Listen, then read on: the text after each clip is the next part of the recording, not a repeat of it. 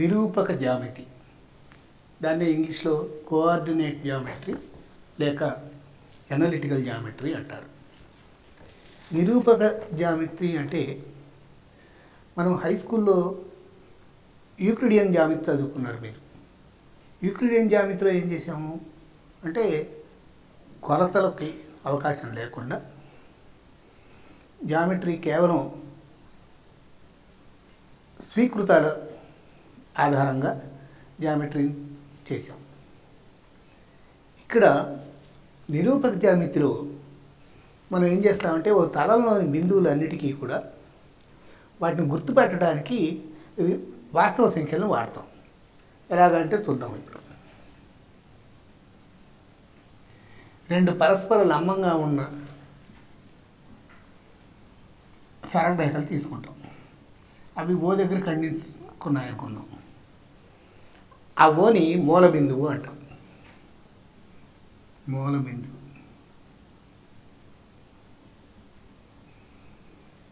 Origin. ఇక ఈ పరస్పర లంబాలుగా ఉన్న వాటిలో ఒకదాన్ని ఎక్స్ యాక్సిస్ అంటాం, మరొక దాన్ని వై యాక్సిస్ అంటాం. తరచుగా హారిజాంటల్గా ఉన్నదాన్ని ఎక్స్ యాక్సిస్, వర్టికల్గా ఉన్నదాన్ని వై యాక్సిస్. ఈ హారిజాంటల్ వర్టికల్ అదేమీ శాస్త్రబద్ధమైనది ఏం కాదు, ఊరికే అలవాటుగా అలాగ బొమ్మలు గీస్తాం మనం అంతే. ఇప్పుడు ఏదైనా తలంలో బిందువు పీ తీసుకున్నాం అనుకోండి, ఈ పీని గుర్తుపట్టాలి మనం. ఇప్పుడు ఎలాగైతే కార్పొరేషన్ వాళ్ళు మన ఇల్లు గుర్తుపట్టడం కోసం ఇంటికి నంబర్లు ఇస్తారో, అలాగే మనం ఈ జ్యామితిలో కూడా ఈ పాయింట్ పీని గుర్తుపెట్టడం కోసం, పదాని పీ అని చెప్పడం కోసం ఈ పీ నుండి ఇలాగ లంబాలు గీస్తాం అక్షరాలకి. వీటిని అక్షరాలు అంటారు. ఎక్స్ అక్షం, వై అక్షం. ఈ అక్షరాలకు లంబాలు గీచి ఈ పిఎం ఏదైతే ఉందో పిఎంని ఎక్స్ నిరూపకం, పిఎల్ వై నిరూపకం,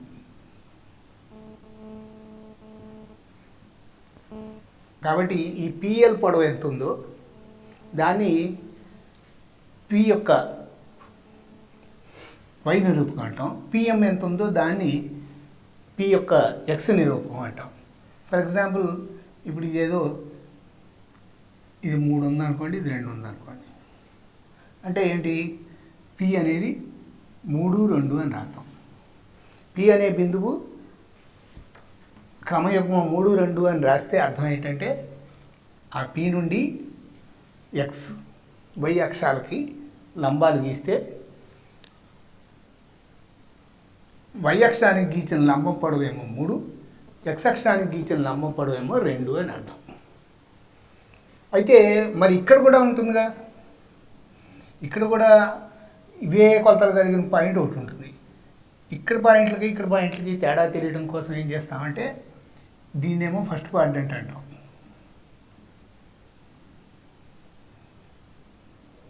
ఇది సెకండ్ క్వాడ్రంట్. సెకండ్ క్వాడ్రంట్లో మూల బిందువు నుండి ఎడం వైపు వస్తున్నాం మనం. అంచేత ఇక్కడ ఎక్స్ నెగిటివ్,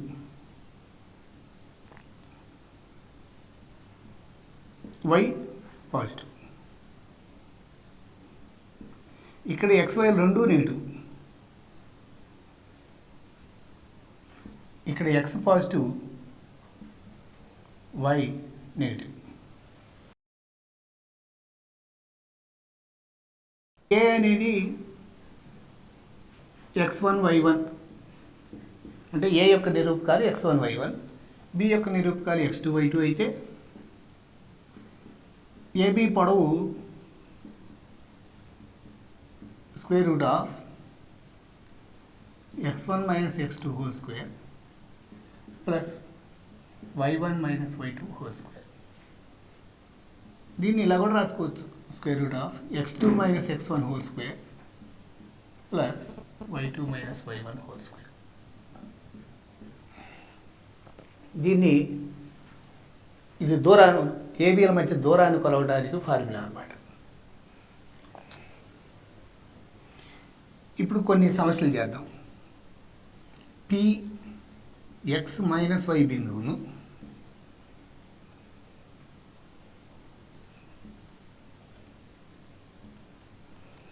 మూల బిందువు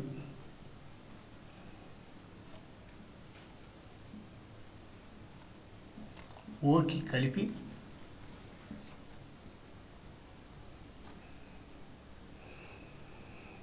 PO is equal to PO is equal to OQ అగునట్లుగా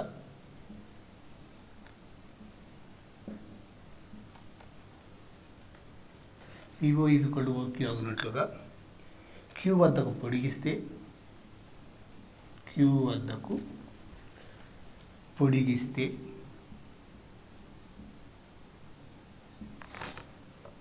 క్యూ యొక్క నిరూపకాలు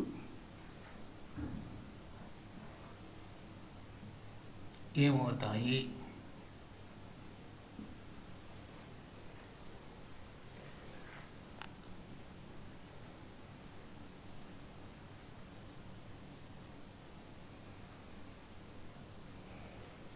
ఇది O. P X comma minus Y బిందువు ఇదే అనుకోండి. పి ఇప్పుడు కాసేపు ఎక్స్ వైలు పాజిటివ్ అనుకుంటే ఎక్స్ కామా మైనస్ వై ఆ బిందువు ఎక్కడ ఉంటుంది? వై నెగిటివ్ ఎక్స్ పాజిటివ్ అంచేత ఇక్కడ ఉంటుంది. P X comma minus Y. పిని ఓకి జాయిన్ చేసి క్యూ వరకు పొడిగించాడు. పొడిగిస్తే ఈ పీని ఓకి కలిపి సరిగ్గా పిఓ ఈక్వల్ టు ఓక్యూ అయ్యేట్టుగా పొడిగించాడు పిఓని. ఇప్పుడు క్యూ యొక్క నిరూపకాలు కనుక్కోమంటున్నాడు. ఇప్పుడు ఈ క్యూఆర్ఓ త్రిభుజం ఓఎంపి త్రిభుజం, క్యూఆర్ఓ ఓఎంపి త్రిభుజం ఈ రెండు సర్వసమానాలను కనపడుతూనే ఉన్నది. ఈ రెండు సర్వసమానాలు కాబట్టి RO equal to PM, RO equal to PM. కానీ పిఎం వాల్యూ ఎంత? పిఎం వాల్యూ వచ్చి ఎక్స్ కాబట్టి ఆర్ఓ ఈక్వల్ టు ఎక్స్. ఇక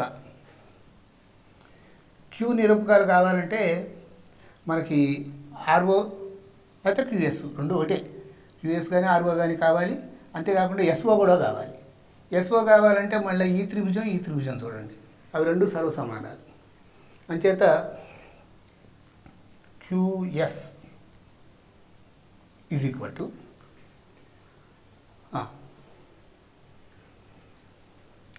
క్యూఎస్ వచ్చేసింది, మనకి ఎస్ఓ కావాలి లేకపోతే క్యూఆర్ కావాలి. QR is equal to OM. OM ఎంత? ఓఎం పొడవు వై, కాకపోతే ఫోర్త్ క్వాడ్రంట్లో ఉంది కాబట్టి నెగిటివ్ గుర్తు పెట్టాం దానికి. కాబట్టి ఓఎం వై. కానీ ఇదే క్వాడ్రంటు సెకండ్ క్వాడ్రంట్. సెకండ్ క్వాడ్రంట్లో ఎక్స్ నెగిటివ్ అంచేత దేర్ఫోర్ క్యూ యొక్క నిరూపకాలు కావాలంటే ఆర్ఓ ఎంత పొడవు ఉందో చూసి దానికి నెగిటివ్ గుర్తు వేసుకోవాలి, సెకండ్ క్వాడ్రంట్లో ఉంది కాబట్టి. కాబట్టి మైనస్ ఎక్స్ కామా సెకండ్ క్వాడ్రంట్లో వై పాజిటివ్ అంచేత వైఏ. కాబట్టి క్యూ యొక్క నిరూపకాలు minus X comma why.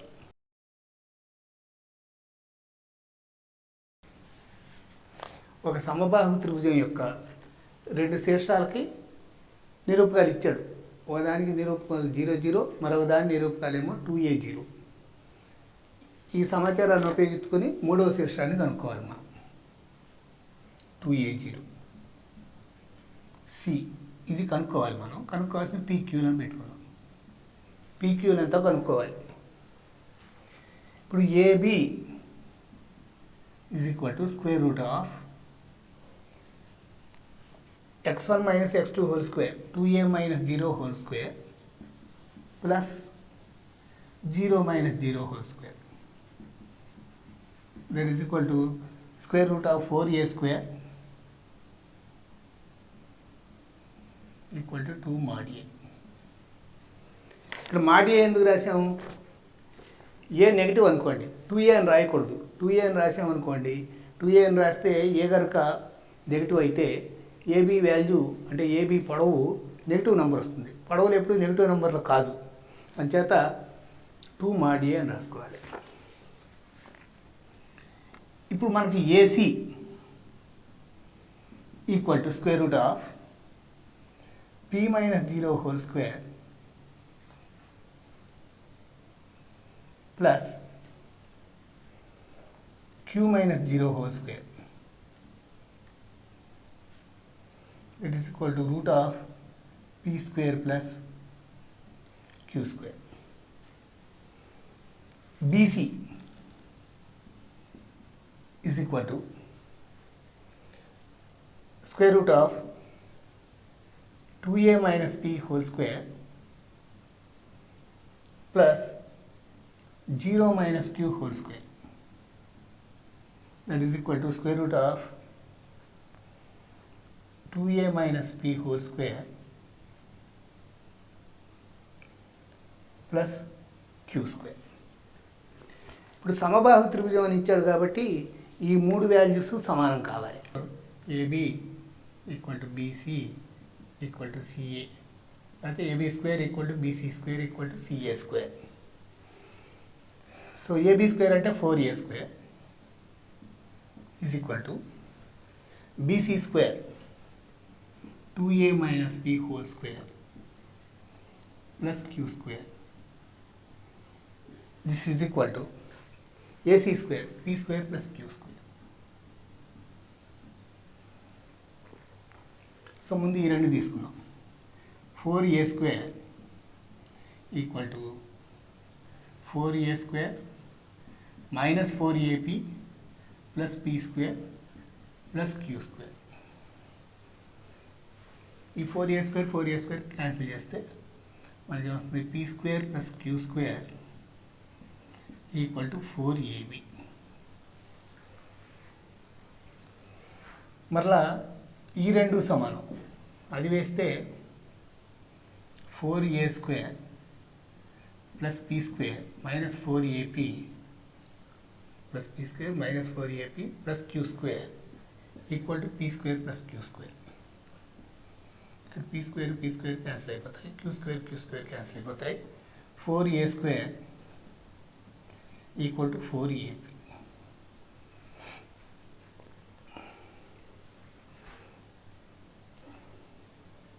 Four A square equal to 4ab. 4a square equal to 4ab. దీన్నే 4a into a minus p equal to 0 అని రాసుకోవచ్చు. కానీ a is not equal to p అంచేత a is not equal to 0. a కనుక 0 అయితే b కూడా 0 0 అవుతుంది. అంటే ఏబీలు సేమ్ వర్టెక్స్ అయిపోతాయి, సేమ్ పాయింట్ అవుతాయి. కానీ ఏబీలు different vertices of a triangle. అందుకని ఏ 0 కాదు, ఏ 0 కాదు కాబట్టి a మైనస్ b 0 కావాలి.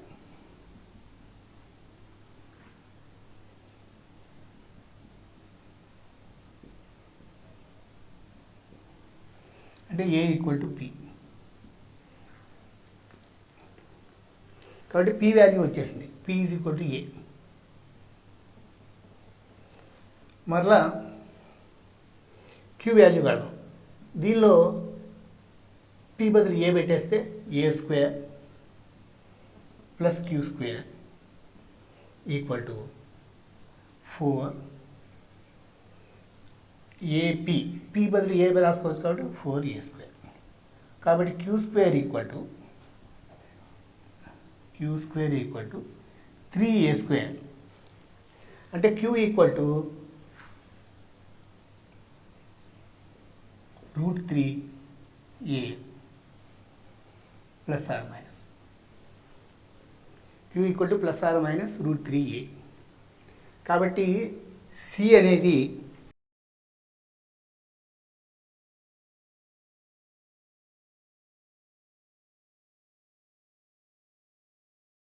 మళ్ళీ ఒకసారి ఈ సాధన చూద్దాం.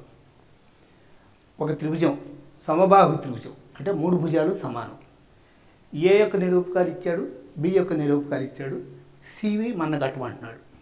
సి నిరూపకాలు పీక్యూ అనుకున్నాం. ఇప్పుడు డిస్టెన్స్ ఫార్ములా ఉపయోగించి ఏబి, ఏసీ, బీసీ 3 డిస్టెన్స్లు కట్టాం. వాటి స్క్వేర్లు కూడా సమానం కావాలి కాబట్టి వాటి స్క్వేర్లని సమానం చేసాం. వాటి స్క్వేర్లను సమానం చేసి సింప్లిఫై చేసినప్పుడు ఇక్కడ ఏబీలు వేరే వేరే శీర్షాలు కాబట్టి ఏ 0 అయితే ఇది కూడా 0, 0 అయిపోతుంది. ఈ రెండు ఒకటే అయిపోతాయి. కానీ త్రిభుజంలో 2 శీర్షాలు ఒకటే కావు. అంచేత ఏ 0 కాదు. ఏ 0 కాదు అన్న విషయం ఇక్కడ వాడుకొని, అంటే ఇది 0 కాదు, ఇది 0 కాదు కాబట్టి ఇది 0 కాదు కాబట్టి ఇది 0 కావాలి అనగా పి వాల్యూ వచ్చేసింది ఏ అని. ఆ పి ఈక్వల్ టు ఏ వాల్యూని మళ్ళీ ప్రతిక్షేపిస్తే queue square equal to 3a² అని వచ్చింది. సో క్యూకి 2 విలువలు వచ్చాయి. అంచేత అంటే ఇలాగ ఉండొచ్చు అన్నమాట బిందువులు. ఏ ఇది, బి ఇది అయితే సి ఇలా అన్నా ఉండొచ్చు, లేక ఇలా అన్నా ఉండొచ్చు. ఇది ఒక సి, ఇది ఇంకో సి డాష్. అంచేత సికి అలా 2 విలువలు ఎందుకు వచ్చాయంటే ఇదిగో ఇలాగ పాసిబుల్ కాబట్టి. ఏ నిరూపకాలు 2 cos θ 2 sin θ, బి యొక్క నిరూపకాలు -2 sin θ 2 cos θ. మన అడిగిన ప్రశ్న ఏంటంటే ఇది మూల బిందువు, దీని చుట్టూ 2 వ్యాసార్థంతో ఒక వృత్తం గీశారు, దానిపైన ఏబిఎల్లో ఏది ఉంటుంది అని. ఇప్పుడు ఈ వృత్తం మీద మన ఇష్టం వచ్చిన బిందువు PXY తీసుకుంటే ఇదేమో 0, 0 మూల బిందువు కాబట్టి. ఇప్పుడు 2 వ్యాసార్థం ఎంత ఇచ్చాడు, 2 ఇచ్చాడు. So OP is equal to √x - 0² అంటే x² ప్లస్ y - 0² అంటే y². ఇది 2 కావాలి. అనగా దీని మీద ఏ బిందువు తీసుకున్నా కానీ దాని మీద PXY అనే బిందువు ఏది తీసుకున్నా √x² ప్లస్ y² వచ్చి 2 కావాలి. అలా అయితే చాలు, గ్యారంటీగా ఆ వృత్తం మీద ఉంటుంది ఆ బిందువు. కాబట్టి ఇది ఇక్కడ x 2 cos θ, ఇక్కడ y 2 sin θ. 2 cos θ whole square plus 2 sin θ whole square is equal to √4 into cos² θ plus sin² θ. కానీ cos² θ ప్లస్ sin² θ అంటే 1, that is equal to √4 is equal to 2. కాబట్టి 2 cos θ 2 sin θ బిందువు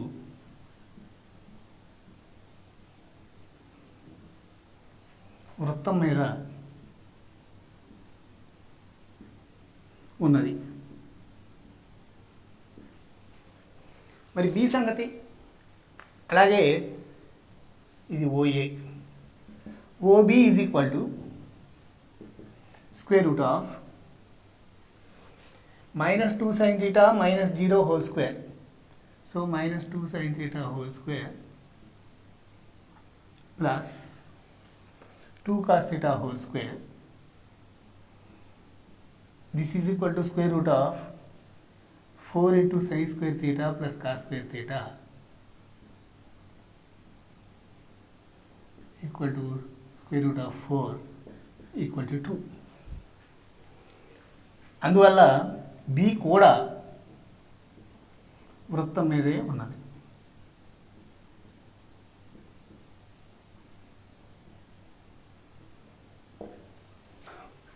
రెండు బిందువులు ఇచ్చాడు. ఒకటి 2 cos θ 2 sin θ, మరొకటి -2 sin θ 2 cos θ. ఈ బిందువులకిను ఈ సర్కిల్ ఏమిటి, ఆరిజిన్ని కేంద్రంగా కలిగి వ్యాసార్థం 2 కలిగిన వృత్తం తీసుకున్నాడు. ఆ వృత్తం మీద ఏబీలు ఉంటాయా ఉండవా అని అడుగుతున్నాడు.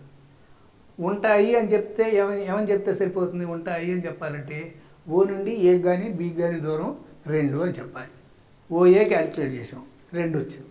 ఓబి అంత, అది కూడా 2 వచ్చింది. అంచేత ఏబీలు 2 కూడా ఆ వృత్తం మీద బిందువులే. ఇది ఏ -1 -5, ఇదేమో బి 1 -2. దీన్ని 4:3 నిష్పత్తిలో భాగించే బిందువు యొక్క నిరూపకాన్ని కనుక్కోవాలి మనం. సో పి XY అనుకోండి. PXY బిందువు ఏబిని 4:3 నిష్పత్తిలో భాగించేది అని కనుక్కోవాలి మనం. దీనికి మనకు ఆల్రెడీ ఓ సూత్రం తెలుసు. ఏమిటది? ఏ x1y1 బి x2y2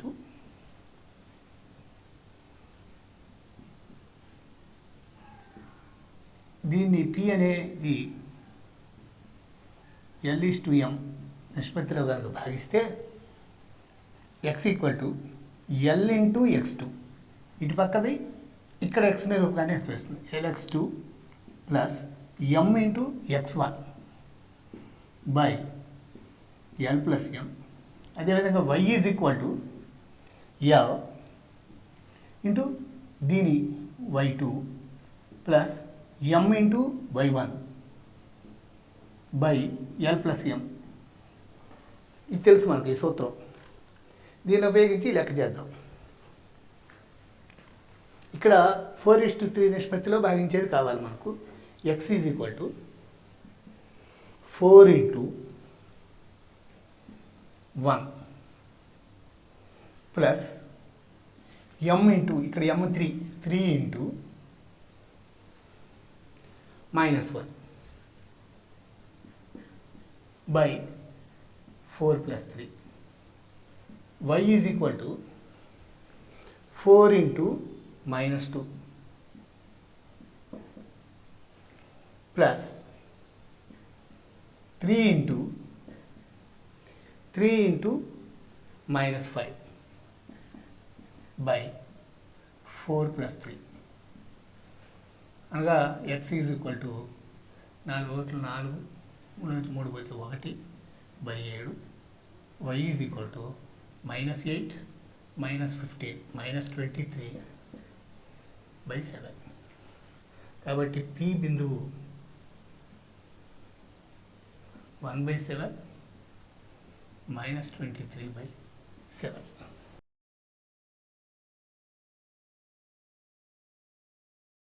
మరొక విషయం మనం జాగ్రత్తగా గుర్తుపెట్టుకోవాల్సింది ఏమిటంటే ఏ x1 y1 అనుకో, బి x2 y2. ఇప్పుడు ఏబీని ఏదో 1:2 రేషియోలో భాగించే బిందువు ఇక్కడ ఎక్కడో ఉంటుంది. 1:2.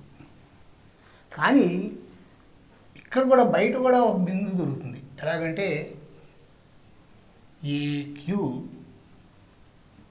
AQ/QB = 1/2 అయ్యేట్టుగా ఇటు బాహ్యంగా కూడా ఒక బిందువు దొరుకుతుంది. ఈ బాహ్యమైన బిందువుని కనుక్కోవాలంటే ఏమిటి చేయటం అంటే QABని బాహ్యంగా x Lx1 Lx2 + mx1 by L plus m, y Ly2 + my1 by L plus m సూత్రాన్ని వాడితే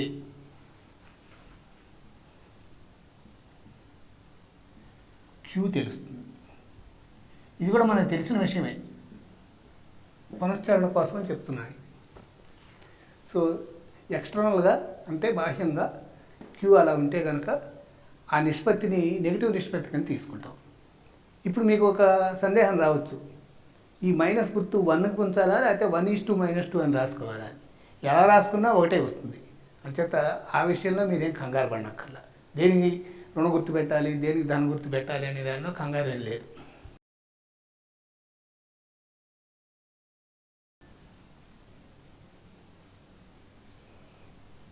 ఏబిసి త్రిభుజంలో ఏ వచ్చి 2, 5. గురుత్వ కేంద్రం అంటే ఏమిటి అంటే బీసీ యొక్క మధ్య బిందువుని ఏకి కలపాలి. ఇదేదో పి అనుకుందాం. అలాగే ఏసీ యొక్క మధ్య బిందువు క్యూ, ఇక్కడ ఆర్.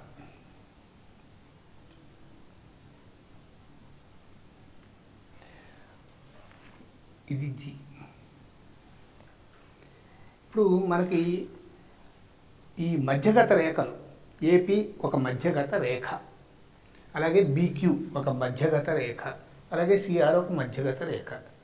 ఈ త్రిభుజంలోని 3 మధ్యగత రేఖలు ఒక బిందువు దగ్గర కలుసుకుంటాయని, దాన్ని గురుత్వ కేంద్రం అని పిలుస్తామని తెలుసు మీకు. అంతేకాకుండా మరొక విషయం కూడా తెలుసు మీకు. గురుత్వ కేంద్రం జీ కనుక అనుకుంటే మధ్యగత రేఖల్ని ఏజీ జీ ఏపీని 2:1 నిష్పత్తిలోను, అలాగే సిఆర్ను కూడా 2:1 నిష్పత్తిలోను, అలాగే బీక్యూను కూడా 2:1 నిష్పత్తిలోను ఖండిస్తుంది అని కూడా తెలుసు మనకు. కాబట్టి ఇప్పుడు మనకి పి బీసీ యొక్క మధ్య బిందువును కనుక్కోమంటున్నాడు. అంటే పి యొక్క నిరూపకాలను కనుక్కోమంటున్నాడు వాడు. పి యొక్క నిరూపకాలు కనుక్కోవాలి. ఏ నిరూపకం తెలుసు. ఇప్పుడు బొమ్మ మళ్ళీ వేరే గీస్తాను నేను క్లారిటీ కోసం. ఏ 2, 5. పి తెలీదు, కనుక్కోవాలి. మళ్ళా జీ, జీకి ఇచ్చాడు -1, 1. పిది ఏదో హెచ్కే అనుకుందాం. అంతేకాకుండా AG by GP equal to 2/1, అది కూడా తెలుసు మనకు. ఇప్పుడు మనం పి అనే బిందువు ఏపీ బై పీబీ ఎంత? ఏపీ బై పీజీ, అదెంత? ఇది 2, ఇది 1. ఏపీ మొత్తం 3 అవుతున్నప్పుడు 3/పీజీ 1, 3/1. కానీ పి బాహ్య బిందువా లోపల బిందువా? బాహ్య బిందువు. ఏజీకి బాహ్య బిందువు. అంచేత పి ఏజీని బాహ్యంగా 3:1 నిష్పత్తిలో. ఇప్పుడు పి నిరూపకాలు కనుక్కోవాలి మనం ఇప్పుడు. కాబట్టి -3, 1, -3, 1. కాబట్టి -3 ఇంటూ జీ తాలూకు ఎక్స్ నిరూపకం -1. H is equal to -3 into -1 plus 1 into A యొక్క ఎక్స్ నిరూపకం 2/-3 + 1. అదేవిధంగా k is equal to -3 into G యొక్క వై నిరూపకం 1 ప్లస్ 1 ఇంటూ 5/-3 + 1. అంటే హెచ్ ఈక్వల్ టు 3 + 2 5, 5/-2 అంటే -5/2. K is equal to -3 into 1 -3 + 5 2, 2/-2 -1. So H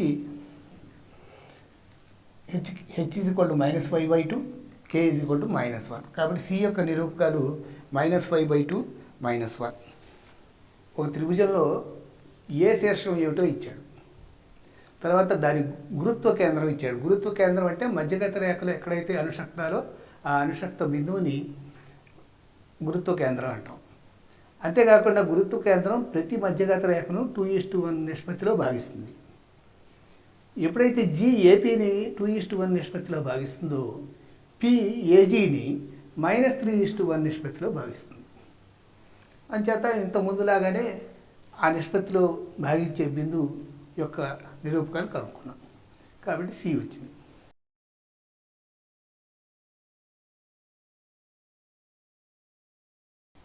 ABC అనే త్రిభుజం ఉంది.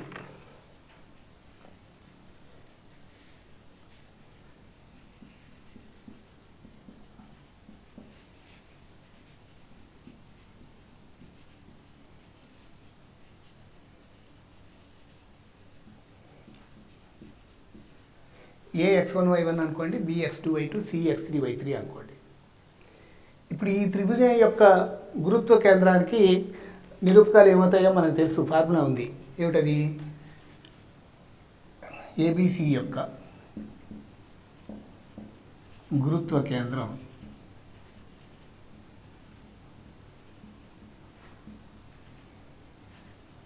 x1 + x2 + x3/3, y1 + y2 + y3/3 అని మనకు తెలుసు.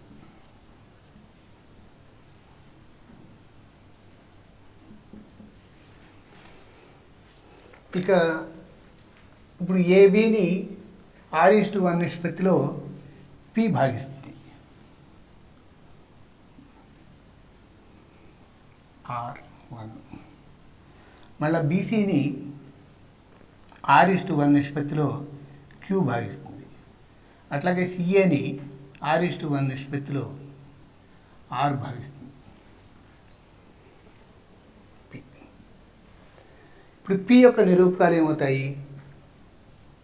P is equal to 1 × x1 plus r × x2 by 1 + r, y1 1 × y1 plus r × y2 by 1 + r. ఇదే విధంగా క్యూకి ఏమవుతాయి? Q is equal to ఇక్కడ r ఇది 1, rx3 plus x2 by r + 1, ry3 plus y2 by r + 1. ఇదే విధంగా r వచ్చి ఇది r, ఇది 1, rx1 plus x3 by r + 1, ry1 plus y3 by r + 1. ఇక PQR యొక్క గురుత్వ కేంద్రం కడదాం. ఇక్కడున్న x కోఆర్డినేట్లు అన్నిటి సమ్ము బై 3. x కోఆర్డినేట్లు అన్నీ వేస్తే ఇక్కడ x1 వస్తుంది, ఇక్కడ rx1 వస్తుంది. ఇక్కడ అసలు x1 ఉండవు. కాబట్టి ఇక్కడ ఒక x1, ఇక్కడ ఒక rx1.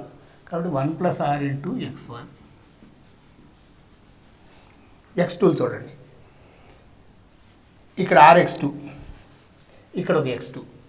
కాబట్టి plus 1 + r x2 plus 1 + r x3 by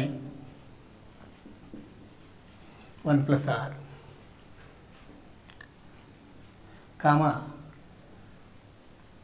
1 + r y1 plus 1 + r y2 plus 1 + r y3 whole by 1 + r.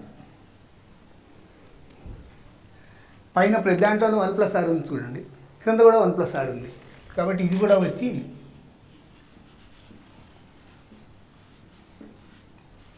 1 + r cancel అయిపోయి x1 plus x2 plus x3/3, y1 plus y2 plus y3/3.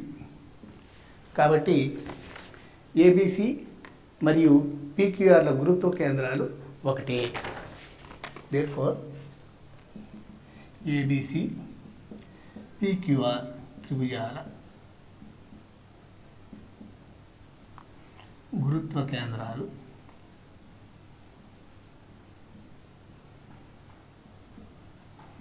ఏకీభవిస్తాయి.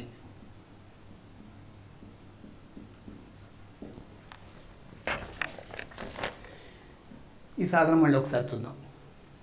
ఓ త్రిభుజం ఇచ్చారు మనకు. ఆ త్రిభుజంలో 3 శీర్షాలు ABC, వాటి coordinates x1 y1 x2 y2 x3 y3 అనుకున్నాం.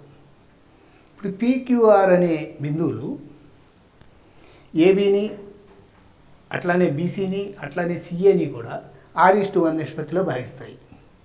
భాగిస్తే మనకి చివరికి ఏమొచ్చిందనమాట, ఏబీసీ యొక్క గురుత్వ కేంద్రం కట్టడానికి x1 + x2 + x3/3 y1 + y2 + y3/3 అని మనకు తెలిసేలాగో.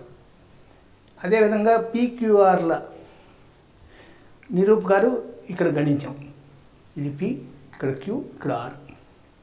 పీక్యూఆర్ల నిరూపకాలు గణించాక ఇక్కడ x కోఆర్డినేట్స్ ⅓. x కోఆర్డినేట్లు వరుసగా అన్ని x కోఆర్డినేట్లు వేసేసి /3. ఈ /1 + r ఆల్రెడీ x కోఆర్డినేట్లకే ఉన్నాయి, అంచేత ఇవి వస్తాయి.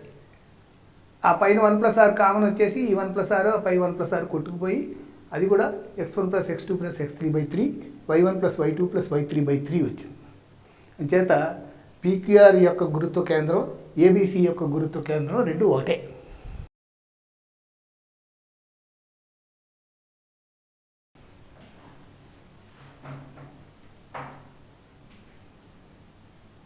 A00 B 12 C 05. చూడండి, A00 కాబట్టి ఏ మూల బిందువు, B12 కాబట్టి x అక్షం మీద ఇలా ఉంటుంది. అదే C వచ్చి 05 కాబట్టి y అక్షం మీద ఇలా ఉంటుంది. ఇప్పుడు ఈ త్రిభుజపు వైశాల్యం కావాలి మనకు. ఇది ఎలాగో లంబకోణ త్రిభుజం. లంబకోణ త్రిభుజం కాబట్టి 1/2 ఇంటూ భూమి ఎంత 12 ఇంటూ ఎత్తు 5 = 30. దీన్నే ఫార్ములా వాడి కూడా చేయొచ్చు. ఫార్ములా ఏంటి, ax1 y1 bx2 y2 cx3 y3 అయితే ఏబిసి త్రిభుజపు వైశాల్యం = 1/2 into modulus of x1 into y2 - y3 plus x2 into y3 - y1 plus x3 into y1 - y2. ఇప్పుడు ఇక్కడ x1 y1 ఇది 00, ఇదేమో 12 0, ఇదేమో 05. కాబట్టి ఏరియా =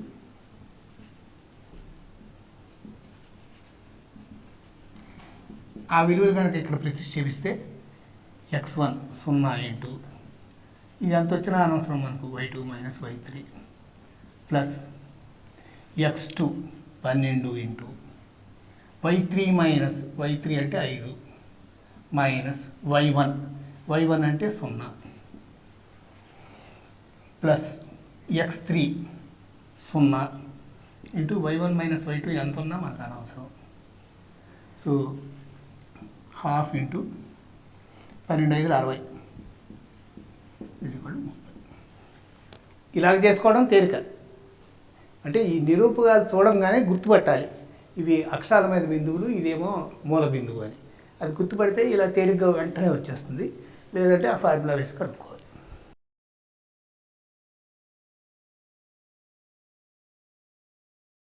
-1 2 A -1 2 బిందువు గుండా పోతూ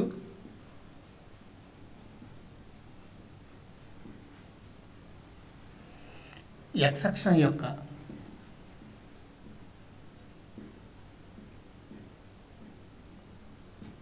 ధన దిశతో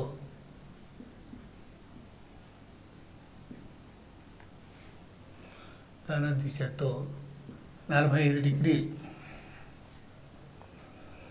కోణం చేసే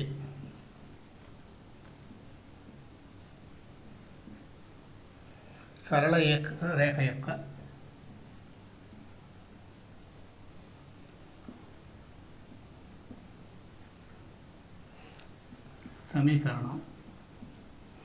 సమీకరణాన్ని కనుగొనండి.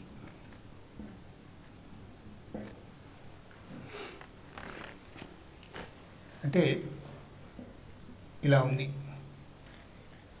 ఎక్స్ అక్షం యొక్క ధన దిశతో 45 డిగ్రీల యాంగిల్ 45.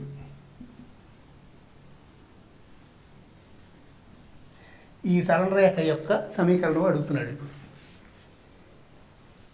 ఈ సరళ రేఖ యొక్క సమీకరణం అడిగితే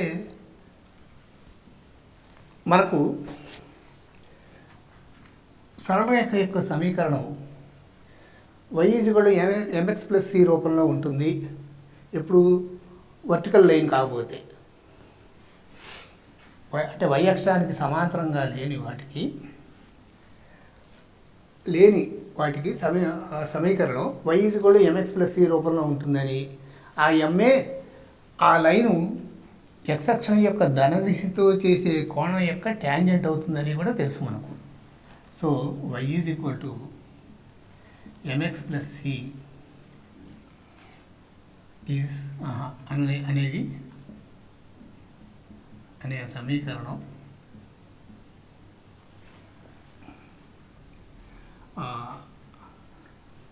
y అక్షానికి సమాంతరంగా లేని రేఖలకు సామాన్య సార్వత్రిక సమీకరణం. ఇందులో m = tan ఆల్ఫా. ఆల్ఫా అనేది ఆ రేఖ ఎక్స్ అక్షపు ధన దిశతో చేసే కోణం. ఇప్పుడు మనకి ఆల్ఫా ఎంత ఇచ్చాడు లెక్కలో? 45 డిగ్రీలు ఇచ్చాడు. ట్యాన్ 45 డిగ్రీలు ఎంత? 1. అంచేత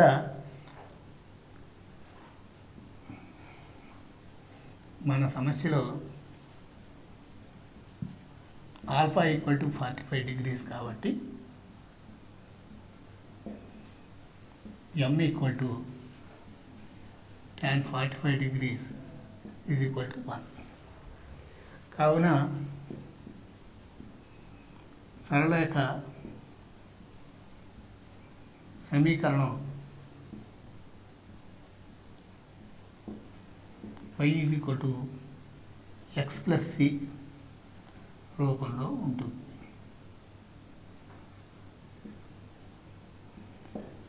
కానీ అది ఈ రేఖ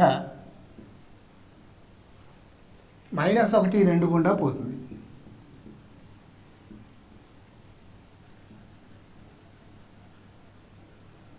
కాబట్టి -1, 2 అనేది ఈ సమీకరణాన్ని తృప్తిపరచాలి.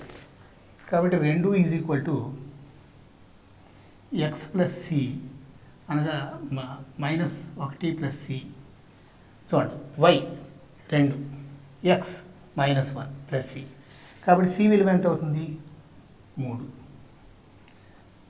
కాబట్టి రేఖ సమీకరణం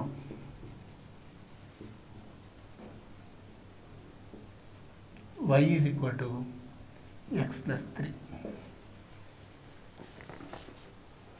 చూడండి, మనకి సమాచారం ఏమి ఇచ్చాడు ఒక రేఖ గురించి అంటే అది ఎక్స్ అక్షరం యొక్క ధన దిశతో 45 డిగ్రీల కోణం చేస్తుంది అన్నాడు. అంటే ఇలా ఉంది. అంతేకాకుండా -1 2 గుండా పోతుంది ఆ లైన్ అని కూడా చెప్పాడు. కాబట్టి ఈ రేఖ యొక్క ఈక్వేషన్ కట్టాలి మనం. కానీ x అక్షం యొక్క ధరదీస్తూ ఆల్ఫా కోణం చేస్తే ఆల్ఫా 90 డిగ్రీలు కాకపోతే ఆ సరళరేఖ యొక్క సమీకరణం y mx + c రూపంలో ఉంటుందని, ఆ m ఆ యాంగిల్ యొక్క ట్యాంజెంట్ అవుతుందని మనకు తెలుసు. అంచేత ఇక్కడ 45 డిగ్రీ c ట్యాంజెంట్ అంటే 1 కాబట్టి ఇక్కడ m 1 అయింది. కాబట్టి y x + c రూపంలో ఉండాలి దాని ఈక్వేషన్. అది ఎలాగో -1 2 బిందువు గుండా పోతుంది కాబట్టి అది ఈ ఈక్వేషన్ తృప్తిపరచాలి. -1 2 అలాగా వేసేటప్పటికి 2 = -1 + c వచ్చింది. అంటే c 3 అయ్యింది. తద్వారా మనకు అనుకోవాల్సిన సమీకరణం y x + 3 అని తేలింది. lx + my + 3 = 0, 2y = 3x - 1 సమీకరణాలు ఒకే సరళ రేఖను సూచిస్తే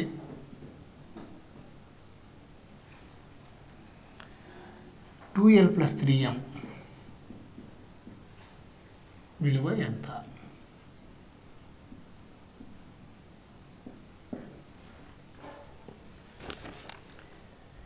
ఇప్పుడు ఒకటే లైన్కి ఫర్ ఎగ్జాంపుల్ ఏదో y x + 3 అన్నాం. అదే లైను 2y = 2x + 6 అనేది కూడా అదే లైన్కి ఈక్వేషన్ అనేది స్పష్టం మనకు. చేత ఒకటే లైన్కి పలు రకాలుగా ఈక్వేషన్ రాసుకోవచ్చు. కాకపోతే ఏమిటవుతుంది, కరస్పాండింగ్ కోఎఫిషియెంట్స్ ప్రపోర్షనల్గా ఉంటాయి, అనులోమానుపాతంలో ఉంటాయి. ఆ సంగతి వాడుకుందాం. ఇప్పుడు మనకు కోఎఫిషియెంట్స్ ఏమున్నాయి ఇక్కడ? L, M 3. దీన్ని కూడా ఈ స్టాండర్డ్ రూపంలో ఇలాగ రాసేద్దాం. So lx + my + 3 = 0, 3x - 2y - 1 = 0. ఇప్పుడు కరస్పాండింగ్ కోఎఫిషియెంట్స్ అనులోమానుపాతంలో ఉంటాయి కాబట్టి L/3 = m/-2 = 3/-1, or L = -9, m = 6. అంచేత ఇచ్చిన lx + my + 3 = 0లో L వాల్యూ ఎంత కావాలి? -9, m వాల్యూ 6. 2l + 3m = 2 × -9 + 3 × 6 = 0. మళ్ళీ చూద్దాం. ఇప్పుడు y x + 3 ఒక సరళరేఖకు సమీకరణం అయితే అదే సరళరేఖకు 2y = 2x + 6 కూడా సమీకరణం అవుతుందని స్పష్టం మనకు. అంచేత ఒకటే లైన్కి రెండు ఈక్వేషన్గానే తీసుకుంటే వాటిలో కోఎఫిషియెంట్స్ ప్రపోర్షనల్గా ఉంటాయి. ఇచ్చిన ఒక లైన్ lx + my + 3 = 0, మరొక లైన్ ఏమో ఇదన్నా రెండు ఒకటే. ఇప్పుడు కరస్పాండింగ్ కోఎఫిషియెంట్స్ ప్రపోర్షనల్ కాబట్టి L/3 = m/-2 = 3/-1. దాని నుంచి LML వాల్యూస్ వచ్చాయి. వాడు అడిగిన 2l + 3m వాల్యూస్ 0 అని వచ్చింది.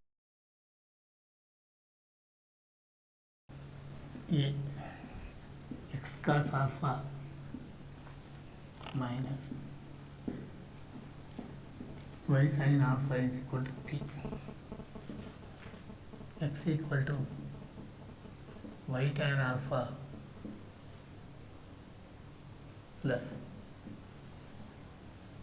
q secant α. b x/a minus y/b = 1. ACY = BCX minus ABC. ABC are different from 0.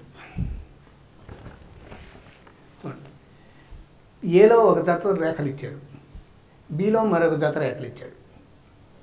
ఈ జత సమాంతరంగా ఉంటాయా, ఈ జత సమాంతరంగా ఉంటాయా, లేక రెండు సమాంతరంగా ఉంటాయా, ఏవి ఉండవా, అది మనం కనుక్కోవాల్సింది.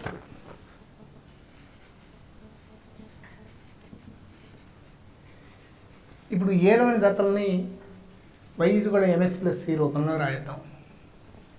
కాబట్టి పి ఇటు తీసుకొచ్చి వై సైన్ ఆల్ఫా ఇటు తీసుకుపోతే y sine alpha is equal to x cos alpha minus p, లేక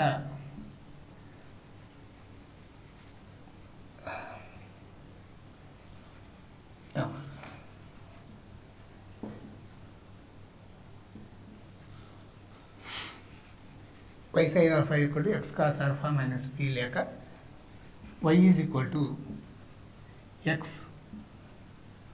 cot alpha minus p cosecant alpha. A లోని మొదటి రేఖ, ఏలోని రెండవ రేఖ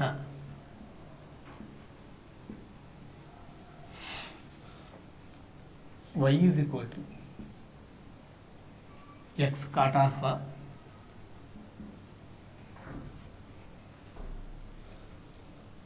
y is equal to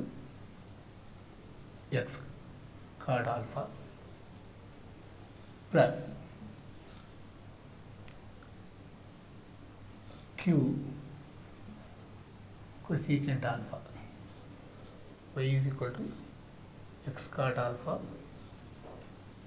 minus q cosecant alpha. ఈ రెండిటికి వాలు కాట్ ఆల్ఫా, కాబట్టి అవి సమాంతరాలు.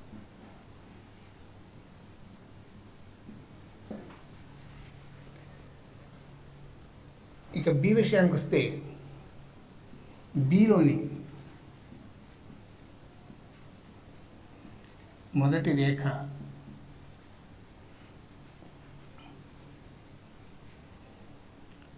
ను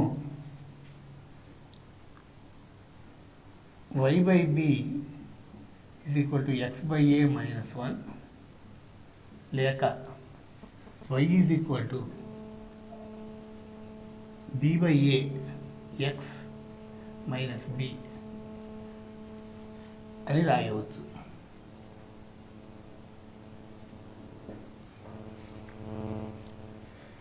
బిలోని రెండవ రేఖని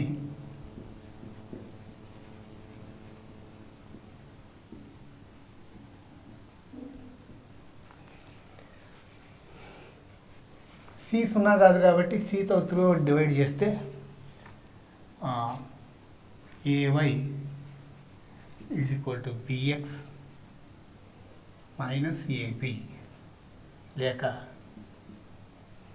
త్రూ అవుట్ ఏతో డివైడ్ చేసేస్తే y is equal to b by ax minus a అని రాయవచ్చు.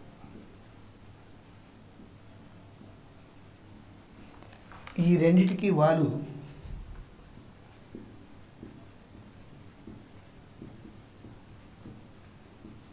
p by a, కాబట్టి బిలోని జత కూడా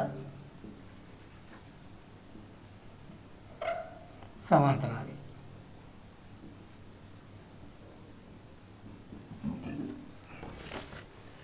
చూడండి, ఏలో ఒక జత సరళ రేఖలు ఇచ్చాడు, బిలో ఒక జత సరళ రేఖలు ఇచ్చాడు. మనం ఈ జత సమాంతరమా, ఈ జత సమాంతరమా అని అడుగుతున్నాడు. రెండు సరళ రేఖలు సమాంతరాలు అని చెప్పడానికి వాటి వాల్యూలు సమానం అని చెప్తే సరిపోతుంది. కాబట్టి ఇచ్చిన 4 లైన్లు కూడా y = mx+c రూపంలో రాసాం. రాస్తే మొదటి జత తాలూకు ఎమ్ములు సమానంగా వచ్చాయి, అవి కాట్ ఆల్ఫా అయ్యాయి. రెండవ జతకు కూడా ఎమ్లు బి/ఏ రెండింటికి వచ్చి అంచేత అవి కూడా సమాంతరం అని తెలియదు. కాబట్టి రెండు జతలు కూడా సమాంతర జతలే.